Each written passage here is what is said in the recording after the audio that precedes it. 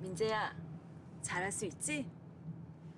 아무데나 기웃거리지 말고 늘 매사에 침착하고 빨간불 파란불에 흥분하지 말고. 걱정 마. 잘할 수 있다니까 진짜. 시작이 어려운 주린이가 걱정되신다면 대한민국 주린이 집 이베스트 투자증권.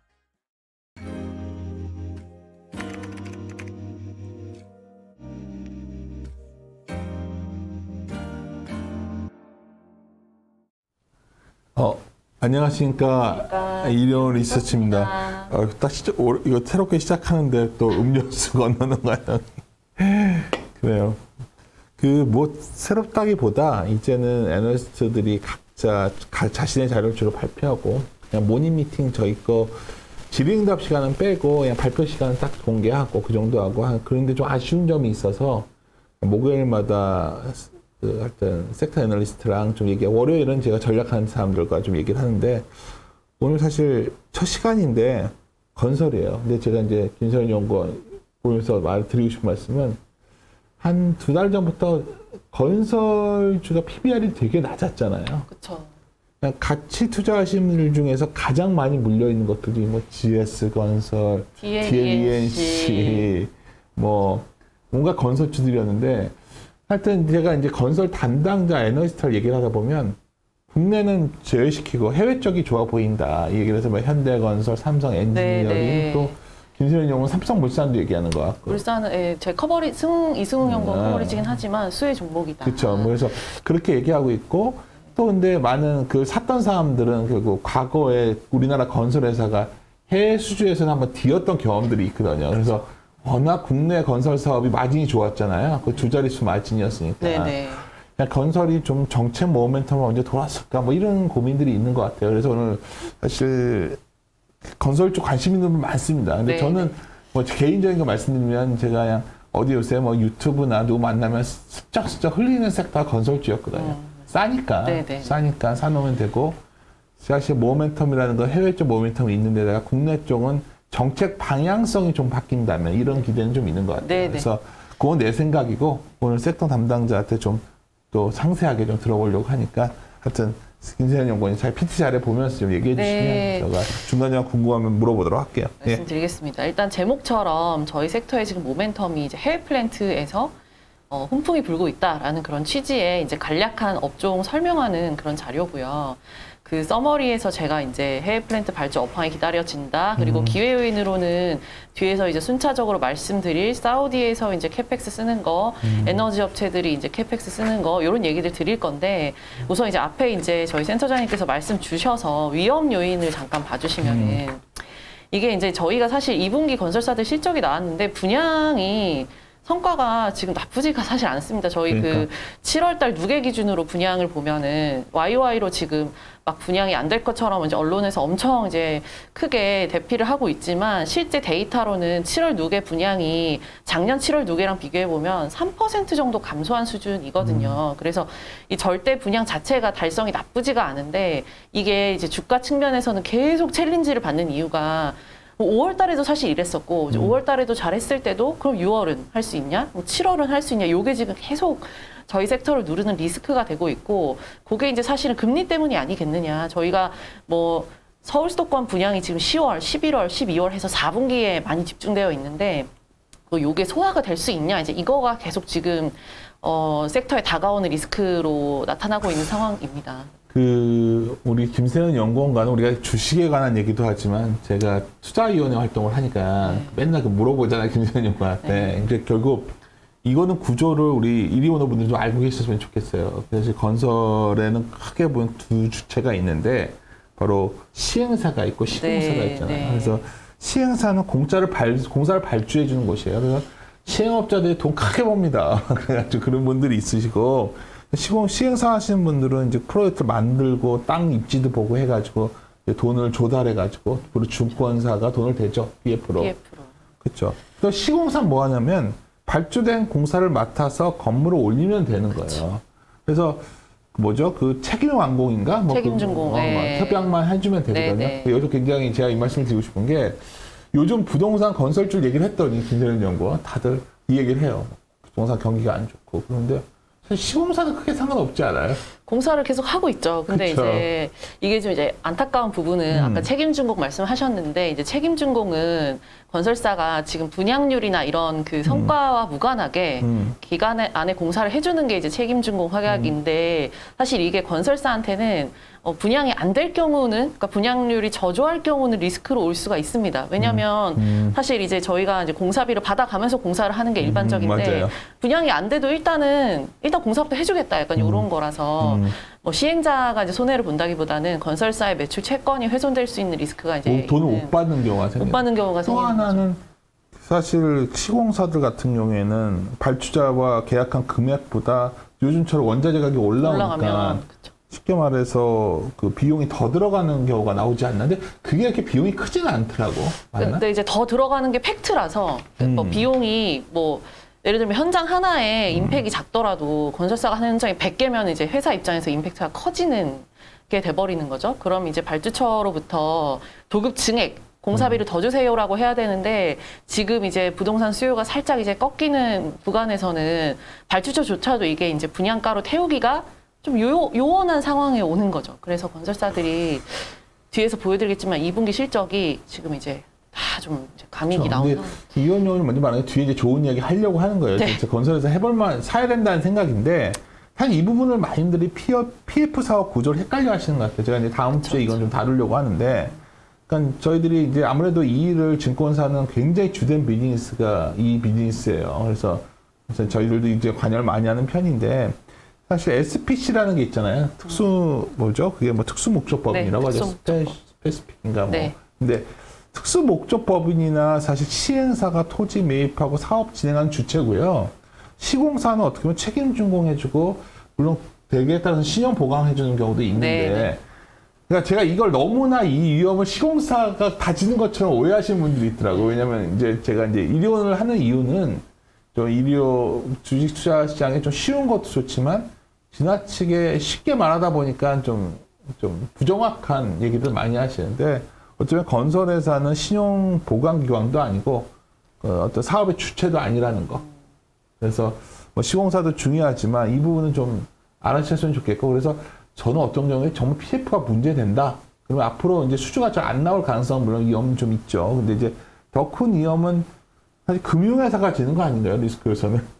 그렇죠. 돈을 회수를 못하거나 이런 그쵸. 리스크가 생기는 그래서 거거든요. 대주단 위험이 떠오른다면 그런 거기 때문에 서두에 이 말씀 드리고 싶고 근데 하여튼 제가 봤을 때 국내 부분도 여러 가지 새로운 정부 출범 전에 정책 기대감이 너무 높았다가 특히 분양가 상한제 같은 것들. 그렇죠. 기대감이 엄청 높았는데 네. 이게 아무래도 이제 시기가 좀 엇박이 난 것 같다. 저희는 모두가 기대했던 건 사실 모든 시장이 기대했던 거는 주택 익스포저 있는 종목을 사야 된다. 왜냐하면 맞아요. 눌려있는 규제를 다 열어줄 거기 때문에 이랬는데 막상 뚜껑을 열었더니 규제 완화 속도가 시장의 눈높이랑은 많이 못 미치는 데다가 일단 금리가 이제 치고 올라오는 가운데서 수요 규제를 풀기도 너무 어려운 상황. 뭐 이제 가계부채 얘기도 나올 거고 해서 이제 저희 속도보다 이제 규제 완화가 안 되다 보니까 이제 주가가 이제 다시 이제 기대감을 다 이제 상실하면서 쭉 지금 이제 사실 내려와 있는 상황이죠. 그러면 시공사한테 제일 중요한 분양가거든요. 약간 중요하죠. 그렇죠. 분양가를 높게 받아가지고 팔아야 되는데 이것이 정부 손안에 있다 보니까 또 빨리빨리 공사 마무리해야 되고 이런 부분이 이제 고민이 되는 건데 여하튼 먼저 말씀드린 거는 그래도 그럼에도 불구하고 정책 방향성은 규제 완화 쪽으로 가지 않겠는가. 그렇죠. 이제 8월 16일입니다. 8월 16일에 어제 기사 보니까 원래 이제 8월 9일 날 발표하려고 했다가 그 비우천 때문에 이제 국토부 장관이다 보니까 이제 그건 좀 미루자 해서 미뤄진 게 이제 8월 광복절 끝나고 화요일 날 정책 발표 예정에 있고요. 내용은 기사로 보니까 이제 대부분 공급 규제 관련된 완화들이고 특히 이제 재건축 관련해서 뭐 초과이익 환수나 뭐 이런 것들을 좀 이제 완화해주겠다라는 내용의 취지라서 수요의 이제 규제 완화보다는 공급을 좀 풀어주는 규제들이 8월 16일에 나옵니다. 사실 수요를 이렇게 안 해주니까 말한 김에 하면 정비 사업 위주로 자꾸 이렇게 가는 것 같잖아요. 서울 지역은. 네, 그러니까 결국 관건은 그거 아니야. 그냥 일기 대규모로 풀어줄 수 있냐. 사실 선거 전에는 일기 신도시 뭐 용적률 풀어주고 뭐 엄청난 얘기 많았잖아요. 근데 그게 국회에서 통과돼야 된다고 하더라고요. 네, 맞나요? 용적률 완화하려면 법이 바뀌어야 되고요. 그러니까.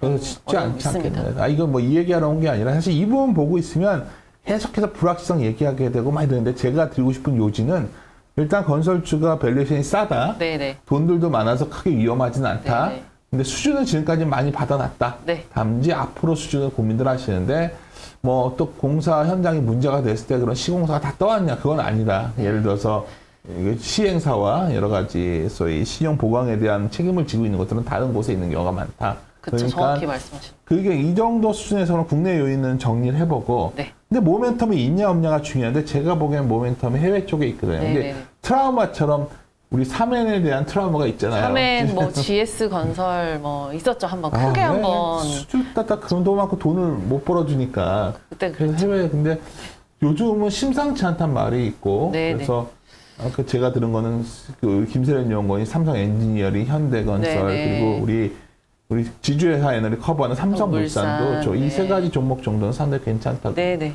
예, 그 얘기입니다. 그래서 이제부터는 제가 들으면서 불안해하신 거 먼저 말씀드렸고 네, 어디가 위험 요인이 좋은지 있다. 얘기합시다.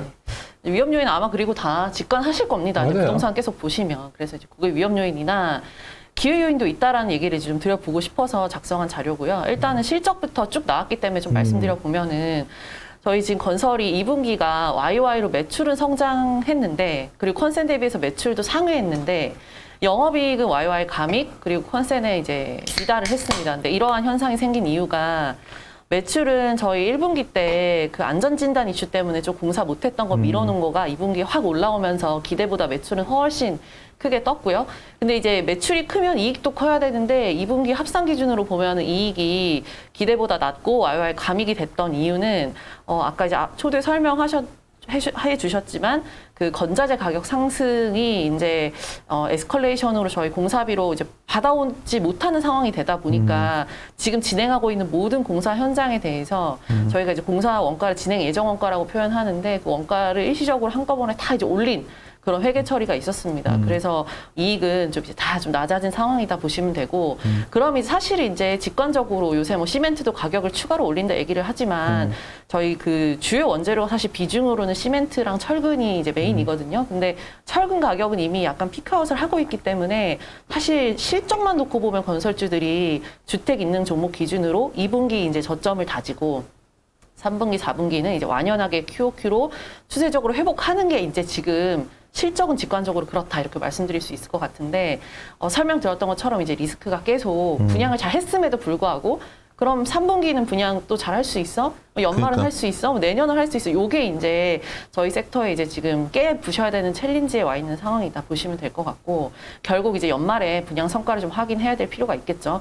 그래서 이제 실적을 열어봤더니 삼성 엔지니어링하고 현대건설이 컨센서스에 비교적 부합하는 실적을 보여줬기 때문에 관심도가 이 두 종목을 좀 옮겨가는 좀 분기였다 이렇게 좀 보시면 될 것 같고요. 그럼 이 두 종목이 업황이 좀 어떠냐고 보면 글로벌로 볼 때 이 원전, LNG, 정유화학 다양한 공종에서 플랜트 발주가 좀 나오는 구간이다 이렇게 설명드릴 수 있을 것 같고요. 이 왼쪽 오른쪽 그림은 제가 예전에도 보여드렸던 그림인데 일단은 가볍게 말씀드려 보면은 왼쪽 그림이 저희 이제 정유화학 플랜트 발주의 이제 전방 산업인 에너지 업체들의 이제 이비타 캐펙스를 그린 거고 돈을 많이 벌었으니까 이 정유화학 업체들이 캐펙스를 집행하는 구간에 있습니다. 그래서 블룸버그 컨센서스 기준으로는 2024년까지도 이 캐펙스 투자가 우상향하는 걸로 지금 집계가 되고 있기 때문에 이 정유화학 플랜트의 발주가 상당히 이제 호황의 가능성이 높다 몇 년간 이렇게 보시면 되고 이게 되게 이제 좀 남의 나라 얘기 같지만 제가 본문에 썼는데요. 우리나라 S-오일도 지금 연말에 울산의 샤힌이라는 프로젝트에 7조 정도 투자 계획에 있습니다. 요게 뭐냐면 S-오일은 정유사잖아요. 이제 뭐 경유, 등유, 벙커쇼 요거 하는 회사인데 여기서 이제 우리가 이것만 하지 않고 제품을 다각화하겠다. 우리도 석유화학 하겠다 해서 지금 석유화학 관련된 캐펙스가 7조 투자가 지금 들어가는 거기 때문에 이게 지금 이제 S-오일만 그런 게 아니라 글로벌 에너지 업체들도 다 이런 다양한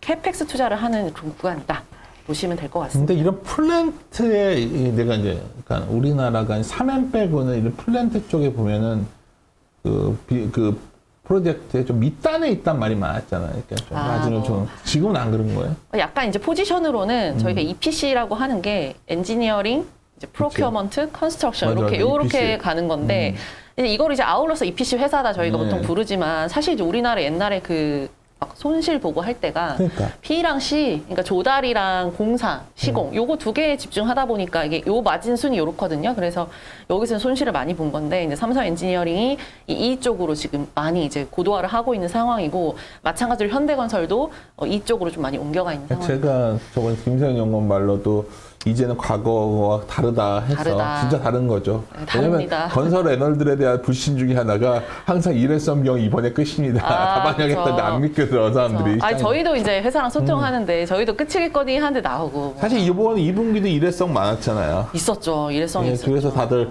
또냐 막 이랬었건데. 그냥 했었죠. 해외 관련된 일회성도 그러니까 있었고. 이제는 정말 반이겠죠. 그래서 이제 회사들이 사실 근데 그럴 수밖에 없는 게 예전에는 우리나라 업체들끼리도 경쟁이 되게 심했습니다. 우리나라 건설사들끼리도. 그래서 저가 입찰했죠. 저가 입찰을 엄청 했었고 그 한때 그 중동 미드지라는 기사에 원래 이제 그 EPC라는 시장이 유럽과 일본 업체 시장이었거든요. 근데 우리나라 업체들이 그때 공격적으로 들어가면서 기사도 한번 나왔었는데 어떻게 한국 EPC들이 이렇게 수주를 다 쓸어 가느냐. 거기 보면은 그 공격적인 가격 정책 이런 기사도 있거든요. 그래서 우리나라끼리 이제 제살 깎아먹기를 엄청 했었던 상황인데 최근에는 뭐 아마 많이들 아시겠지만 이제 그 플랜트라는 거의 자체 비중을 회사들이 엄청 많이 줄여놔서 뭐 GS건설도 작년에 인력 다 구조조정했고 뭐 대우건설도 많이 줄였고 DLNC도 줄여놓은 상황에서 지금 이제 남아있는 이제 메이저 플레이어라고 하면은 삼성 엔지니어링과 현대건설 약간 두 회사로 우리나라는 남아버렸기 때문에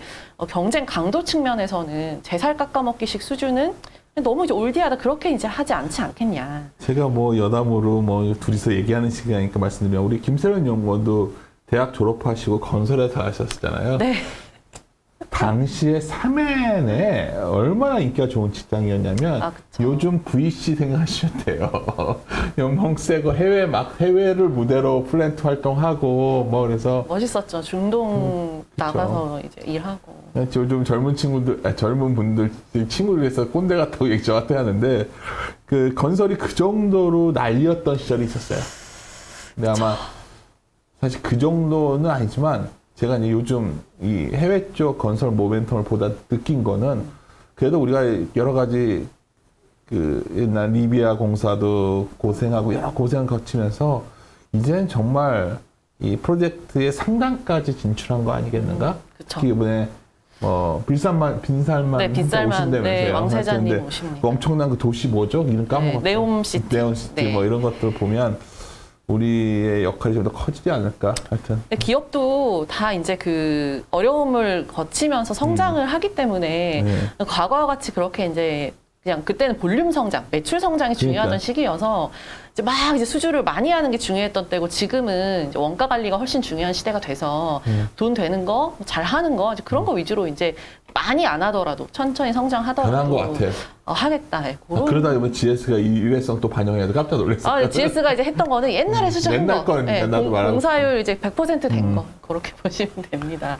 그러니까 이제 제가 해외를 말씀드리면 이렇게 이제 그것도 손실 보는 거 아니야. 이런 이제 당연히 걱정이 있으시고. 옛날 때는 그거 아니라고 말씀드리는 거예요. 네네네. 예전과는 좀 달라졌다. 보시면 될 것 같고요. 아까 이제 네옴시티 얘기하셔서 네옴시티, 준비를 했는데 그 왼쪽 그림은 뭐냐면은 이거 네옴이랑은 상관없고 사우디 아람코가 이제 글로벌로 최대 이제 석유 기업이잖아요. 이 아람코가 매년 이제 캐펙스 집행하는 규모를 보시면은 300억 달러 내외로 이렇게 이제 늘었다 줄였다 하는데 2022년 올해 이제 연초 가이던스가 이 점선에 400억 달러를 투자하겠다라는 거였는데 3월 20날에 발표를 통해서 이거를 500억 달러로 추가 상향을 하고요. 이걸 언제까지 이렇게 투자를 공격적으로 하겠다고 했냐면 2020년 중반까지 이 투자를 늘려가겠다라고 얘기한 만큼 앞서 이제 우리나라 S-오일 투자랑 이제 맞닿아 있다 보시면 되는데 글로벌 에너지 기업들이 돈이 많아져서 다양한 캐펙스 투자를 하고 있다. 그런 내용이고요. 그리고 이제 사우디 이제 네옴은 아마 기사를 많이 보셔서 이제 좀 익숙하실 수 있는데 총 3가지의 이제 도시로 구성이 되어 있습니다. 첫 번째는 라인이라고 하는 그 도시. 이렇게 이제 쭉 일쭉하게 유리 건축물로 생긴 아마 한번 보셨을 텐데 이렇게 선으로 되어 있는 도시가 있고요. 두 번째는 트로제나라고 하는 관광지고 세 번째는 제가 이제 그림에 가져왔는데 옥사곤이라고 하는 해양항만, 뭐 크루즈 터미널 이렇게 3가지로 구성이 되어 있고 우선은 이 라인 관련해서 발주가 이제 나오고 있는 상황인데 우리나라의 현대건설과 아까 말씀드렸던 삼성물산이 6월 14일에 이 네옴시티 인프라 투자 수주 공시를 했습니다. 그러니까. 그래서 이게 이제 인프라부터 시작이 돼서 점진적으로 발주가 나올 거라서 이쪽에서의 어떤 수주가 좀 기다려지고, 어제 이제 장중에 주가들이 움직였던 이유도 빈살만 이제 왕세자가 이제 연말께 한국에 이제 뭐 미팅을 한다. 그래서 유관된 어떤 발주 협의를 할 수 있다. 이제 이런 얘기가 나오면서 빈산만 한테잖아. 이건희 회장이랑 좀 아닌가? 내가 그 JY 이재용 회장 이재용 이재용 회장과 악수하고 막 그랬었죠. 왜 그래서 그랬지? 그때 기억이 안 나가지고 그때 이제 관련이 있었던 것 같은데. 네, 그때 한국에 왔었던 것 같아요. 저 몇 년 전이라 확실히 기억은 안 나는데 그때 막 악수하는 사진이 되게 언론에 도배가 많이 되면서 뭐 악수야 항상 오면 하는 거 아니야?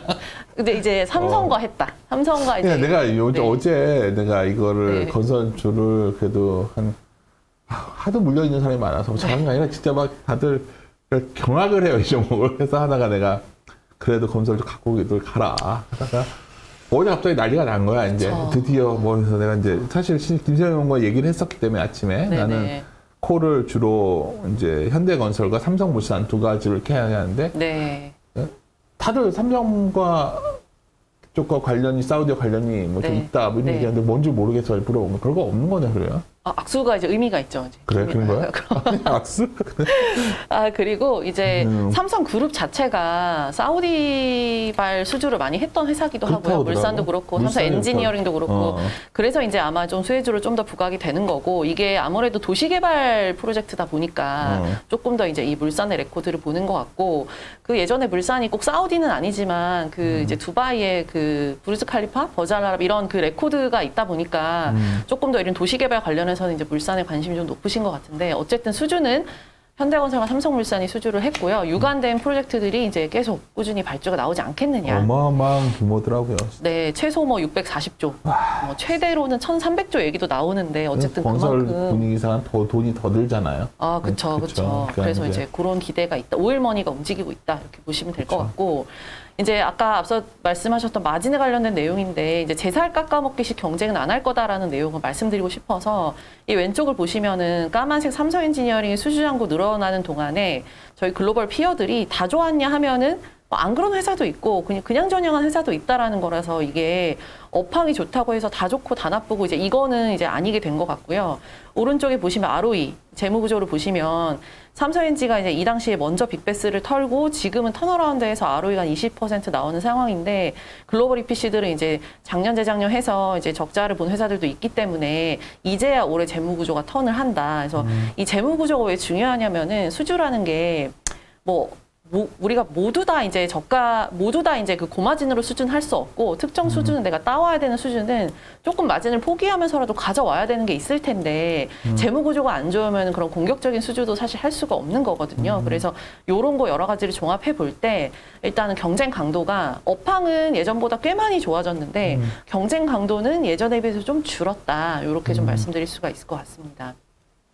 그럼 이제 우리나라가 경쟁력이 있냐를 말씀드리면 오늘 이제 내용이 마무리될 것 같은데, 그 전에 페이지에서 궁금한 거 이거 건설 오래간만에 해외건설 보니까 막 헷갈리기 시작하는 거야. 옛날 건설 공부 열심히 할 때는 일본이 엔화 약세를 바탕으로 우리가 원화가 약세일 때는 건설회사 입장에서 어떤 거지? 그러니까 이제 저희가 수주를 따올 때 가격을 좀 싸게 따와도 이제 그치. 되는 거죠. 근데 이제 가격 경쟁력이 생기는 거죠. 똑같은 돈으로 따와도 똑같은 달러라고 해도 네, 그거 얘기입니다. 네, 나쁘지 않은 거네 그러면. 그렇죠. 그래서 지금 이제 엔화 약세가 있었기 때문에, 워낙 세게 있었기 때문에 이 JGC라는 일본의 회사가 상반기 LNG 수주를 막 쓸어갔거든요. 얘네가 잘했구나. 잘했었습니다. 그래서 주가가 보시면은 막 YTD로도 막 2배 올랐었고 상대 수익률도 엄청 좋았던 종목인데, 그러니까 수주만 나와주면은 이제 글로벌 투자자들이 건설주를 산다라는 내용인 거죠. 그렇지. 네, 그래서 엔화 약세는 그런 내용이라고 보시면 돼요. 이것도 좋은 내용이네.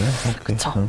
그리고 이제 그 경쟁력이 있느냐라고 볼 때 여기에서 마무리될 것 같은데, 이제 저는 섹터를 보는 입장에서 경쟁력이 있다고 말씀드리고 싶은 게, 이 왼쪽이 뭐냐면은 7월 7일에 이 사우디 아람코가, 아까 말씀드린 그 석유 최대 기업인 아람코가 7개의 조인트 벤처를 발표합니다. 6개의 조인트 벤처를 발표합니다. 이 6개 조인트 벤처의 내용은 사우디 국내에 이제 건설사를 좀 키워보고 싶은데, 이게 사우디 아람코가 앞으로 투자를 많이 할 건데 당장 국내 그 자국 건설사한테 맡기면은 수행 능력이 좀 떨어지다 보니까 글로벌 건설사랑 조인트 벤처를 만들어라. 그래서 6개 발표를 했고 6개 중에서 보시면 뭐 영국 업체도 있고 인도도 있고 뭐 다양한데 우리나라 2개 업체가 선정이 됐다. 이거 되게 의미가 있는 거거든요. 현대건설과 삼성 엔지니어링이 이 컨소시엄에 지금 포함이 되어 있고요. 이거의 의미는 앞으로 아람코가 이제 그 투자를 제가 많이 한다 말씀드렸는데 투자를 함에 있어서의 어떤 특정 프로젝트는 수의계약의 어떤 지위를 보장해준다는 등의 내용이 있기 때문에 아까 사실 이제 이게 조인트 벤처로 이제 자국 건설사랑 들어가는 거면은 여기서 나오는 수준은 사실 마진 깎아먹는 저가 수주일 리는 없는 거죠. 그래서 이러한 어떤 이제 지위 보장이 된 협약들이 있기 때문에 경쟁력이 있다 이렇게 말씀드릴 수 있을 것 같고 두 번째는 이제 제가 오늘 크게 강조는 안 드렸는데 이제 LNG입니다. 일단 LNG는 요새 조선주, LNG 선박발주 많이 나오고 가스 가격이 폭증하다 보니까 유관 주가들이 좋은데 건설 안에서도 이제 LNG 유관된 종목이 있다. 이제 그게 이제 대우건설이고요. 이게 뭐냐면은 이 오른쪽 사진이 LNG 프로젝트 개요인데 위에가 이제 LNG 생산하는 수출 기지, 아래가 이제 LNG 받아오는 수입 기지 그런 그림이고요. 이 LNG 수입 기지는 커다란 탱크만 지으면 되는 거기 때문에 우리나라 건설사가 다 레코드가 있는 일반적인 공정입니다. 그래서 요거보다는 사실은 요 위에 제가 빨간색 점선 해놨는데. LNG 수출 기지에는 당연히 액화 설비가 들어가는 거기 때문에 요게 이제 좀 고부가 공종이고 요거 하는 건설사가 주로 이제 일본과 유럽 과점 시장이었다. 여기 마진이 좋다 이렇게 보시면 되는데 우리나라 대우건설이 2019년에 최초로 이제 나이지리아에서 LNG 수출 기지 원청사로 수주에 성공하면서 되게 그때 이제 부각이 됐었던 거고 제가 아직도 기억나는 게 제가 이때 신혼여행 갔을 때거든요. 근데 이때 수주 공시가 나와서 제가 보고서를 썼던 기억이 나고 아니 그래 뭐 그만큼 의미가 있다. 되게 의미 있는 수주였다. 근데 사실 이제 올해가 LNG 발주가 아까 말씀드렸듯이 JGC가 수주를 많이 가져가고 발주가 좋습니다. 근데 대우건설이 올해는 이제 LNG 수주를 이제 별로 거의 못했거든요. 왜냐하면 지금 요 자료에 쓴 나이지리아 요거 지금 공사를 하고 있기 때문에 캐파가 좀 안 돼서 올해는 LNG를 못 하는데 내년에는 동남아 지역을 필두로 또 원청사로 이제 LNG 입찰에 들어갈 예정이기 때문에 장기적으로는 LNG 유관 종목으로는 대우건설도 말씀드릴 수 있을 것 같습니다. 오늘 이제 총평, 네. 제가 평이 그러네.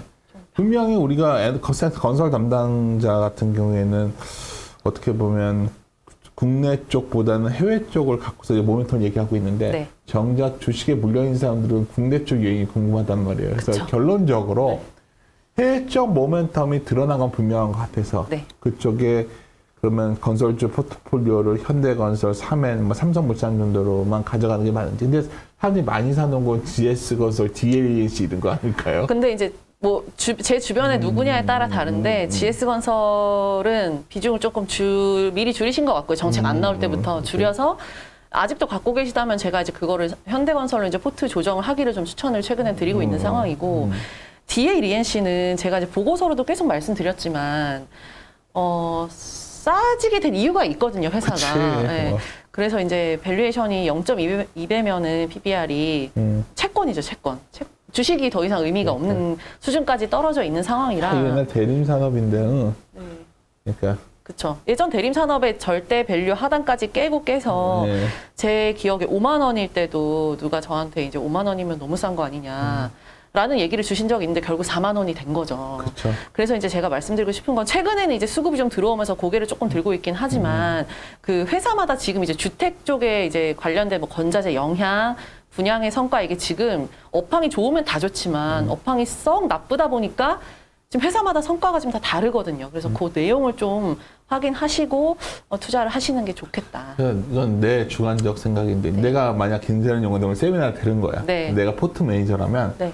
건설 내에서 뭐 건자재는 한샘 보니까 도저히 무서워가지고 네. 못하겠고 해외 쪽으로 포트를 좀 재편해 두는 게 나을 것 같은데 네, 네. 이게 좀 최근에 현대건설이나 삼해는 치고 나간 것 같아서 아, 요만큼. 이만큼 좋고 또 주택도 하는 게 삼성물산은 주택도 하잖아. 합니다. 섞여 네, 있으니까 합니다. 좀 현대건설도 주택을 합니다. 섞여니까 나도 네. 이제 현대건설, 삼성물산이 둘 다 섞여 있으니까 모멘텀도 있고 그러한 소위 턴어라운드 가능성도 섞여 있는 거를 포트를 짜가는 게 낫지 않을까 이렇게 갑자기 들었는데 어때요? 네, 뭐 근데 저도 그래서 관심 종목으로 현대건설, 삼성물산 말씀드리고 있습니다. 왜냐면 밸류 트랩이라고 이제 많은 분들이 DLENC를 물어봐요. 그리고 이제 네. 하는데 우리가 이제 주식이라는 게 결국은 뭐 우리가 미래를 알 수 없고 오늘 이 시간을 마련한 것도 이 시점의 고민을 말씀드린 거예요. 네.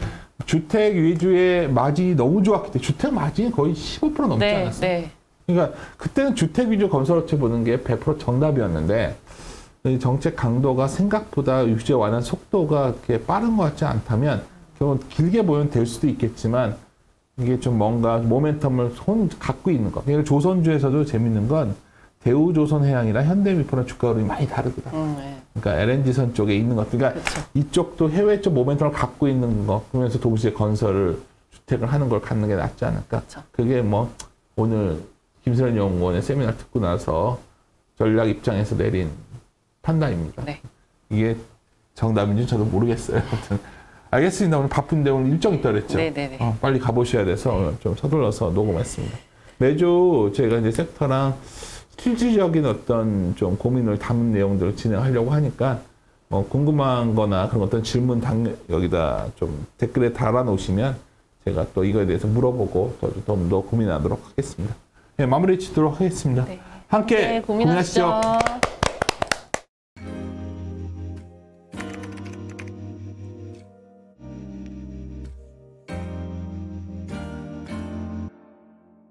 친구들은 아무거나 막 주워 먹지? 파란불 빨간불에 흥분하지? 친구들 따라서 우르르 몰려다니지? 시장이 어려운 주린이가 걱정되신다면 대한민국 주린이 집 이베스트 투자증권